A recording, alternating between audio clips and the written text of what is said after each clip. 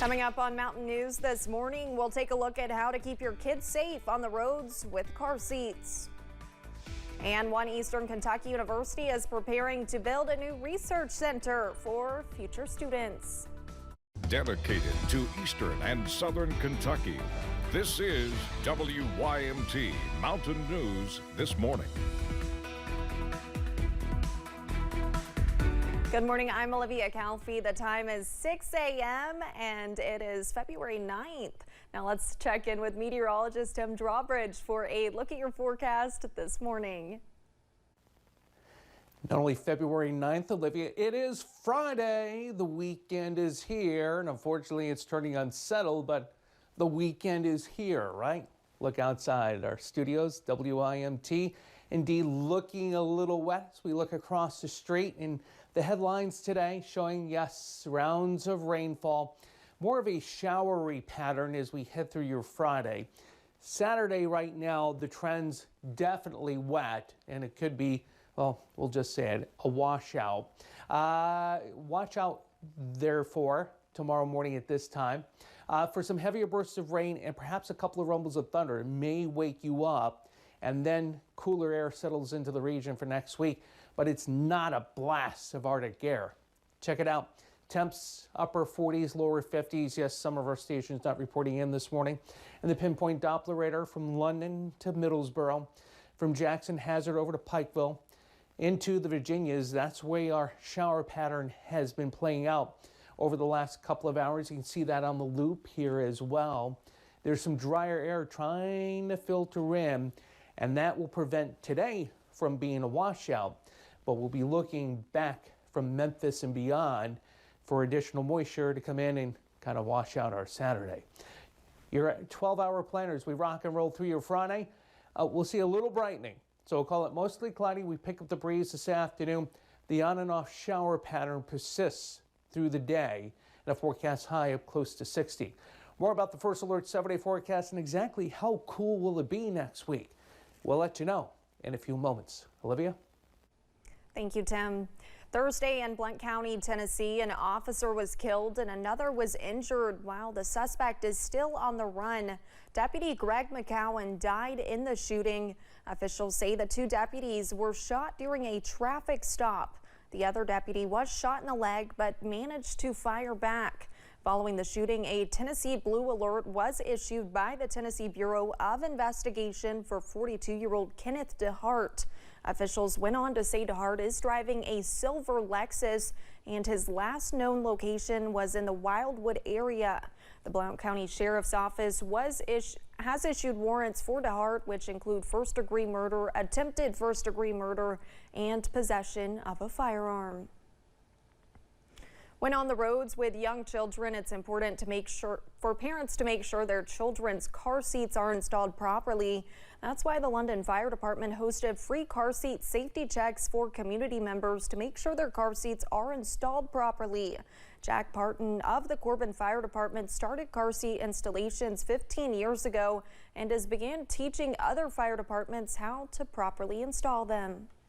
The main thing is, honestly, this is going to sound crazy, is to read the instructions, read the owner's manual. And if you don't know, ask somebody, because like literally we're here to help and nobody's going to judge you for not having it right. Parton says if you have questions about installing your car seat, you can call your local fire department and ask for a certified technician. And we have two school closings to pass along. Officials with Floyd County Schools say there will be no school today, according to a social media post by district officials. The day will be added to the calendar at the end of the school year. And Martin County Schools is also closed. Martin County officials say the district will have an NTI day, but staff will not report. The search continues for Kentucky's next education commissioner. 5 people have applied for the job. Dr. Jason Glass left a position last year after political pushback. The board is weighing input from lawmakers, educators, and families. The deadline for candidates to apply is next Friday. Under a new Kentucky bill, teens charged with serious felonies could be prosecuted harsher as adults in circuit court. Senate Bill 20 was approved today by a Senate committee. It looks to increase punishments and lengthens the amount of time some offenders would have to serve before getting parole. It also says children 15 and under charged with a felony, including involving a gun, would be tried as an adult. The bill would reverse the criminal justice reform that Kentucky adopted 3 years ago. Governor Andy Beshear announced a site in Jackson County is now Build Ready certified.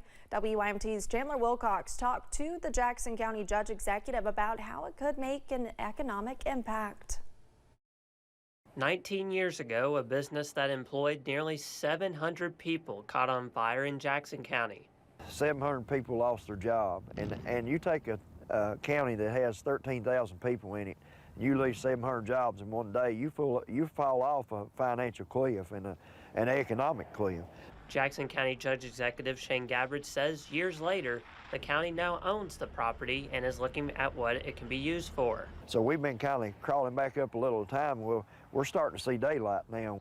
A Build Ready certification approved by state officials means that daylight is getting a little brighter and the property is becoming more attractive to business owners. When you get a status like this that says to developers, hey, we've got a place and we've got a workforce, that's something that we've been working to try to get. Gabbard says the workforce is ready for the opportunity. Jackson County has some of the hardest working people that you'll find in the Commonwealth, and our surrounding counties do as well. The Judge Executive also says the location of the property at the industrial park makes a difference. We're 20 minutes from I-75, and that's very important, especially for truck traffic and delivery status, things like that, and it's real easy to find. Gabbard says they do not yet have a company lined up to build on the property. In Jackson County, Chandler Wilcox, WYMT Mountain News.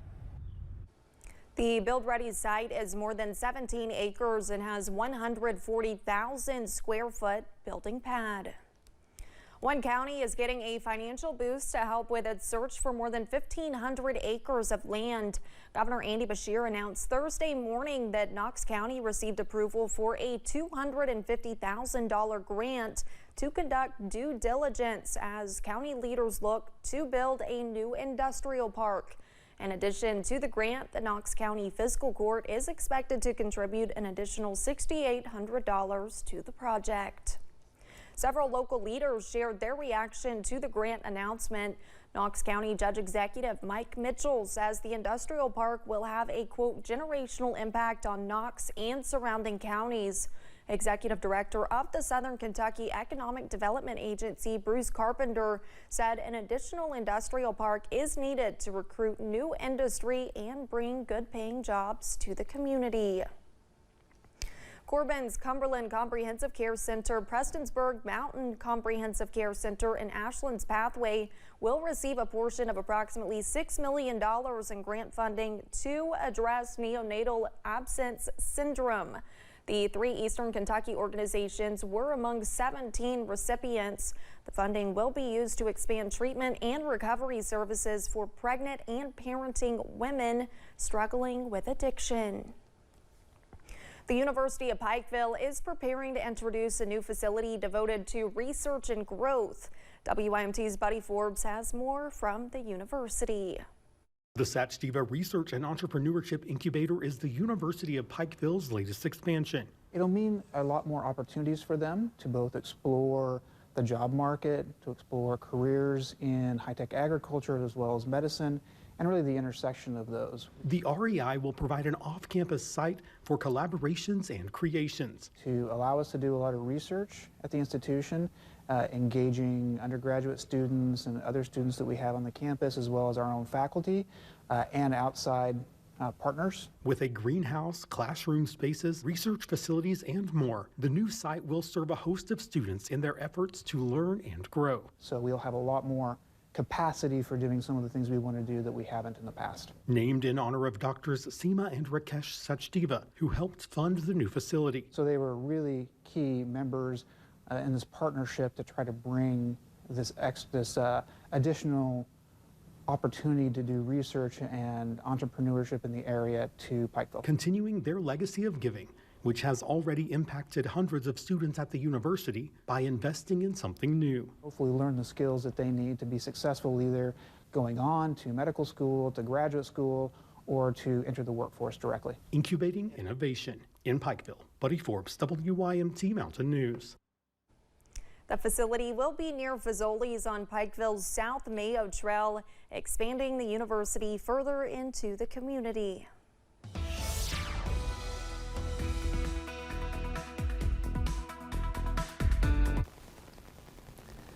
And a good Friday morning to you. Starting things off on the wet side. Quick look at temps right now.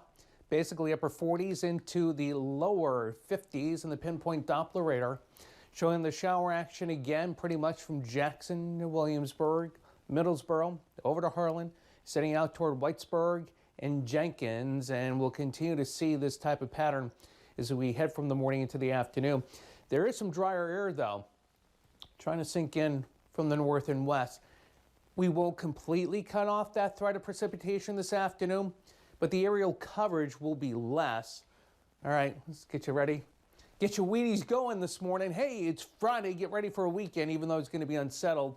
And yes, we could brighten things up a touch as we head from the morning into the afternoon, as we get closer to 60 for the afternoon high. All right, again, a little sunshine on the morning drive, maybe a little sunshine on the afternoon drive. And the breeze picks up a touch too. Some of the wind gusts this afternoon could be between 15 and 20 miles per hour. There's cooler air lurking. The big question is, when does it arrive and how cool? We'll let you know. First Alert 7-day forecast in just a few moments. Olivia? Thank you, Tim, and thanks for joining Mountain News this morning. More news is on the way. When we return, we'll take a look at the oral arguments at the Supreme Court in former President Donald Trump's case against Colorado.